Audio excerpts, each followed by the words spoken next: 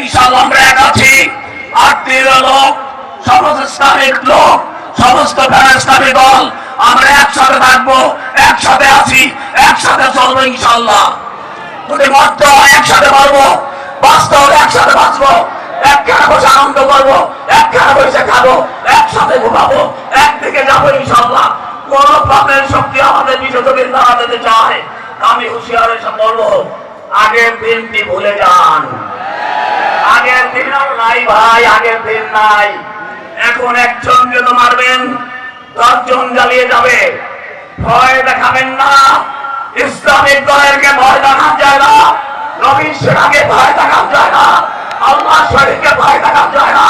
ইনশাআল্লাহ আগামী দিনে, ইনশাআল্লাহ আগামী দিনে এই আলেম ওলামা এই দেশে পীর পয়গম্বরের কাছে ঠিক জবাব দিয়ে দেবে যে হক আর বাতিল কাকে বলে। ইনশাআল্লাহ আপনারা প্রস্তুত আছেন তো? আরেকটি লড়াই হবে ইনশাআল্লাহ। যে লড়াই হবে আল্লাহর পথের লড়াই, সে লড়াই হবে জমির পথের লড়াই। আমরা সেই লড়াইতে ঐক্যবদ্ধ থাকবো। আমরা জামাত ইসলাম, চরমনাই, হেফাজত, খেলাফত সব এক। আমাদের পিতাগুলো ভেদাভেদ নাই। আমরা সব ভাই ভাই। বাতের সন্ত্রাস এই দেশে ঠাই নাই। আল্লাহ হাফেজ। আসসালামু আলাইকুম।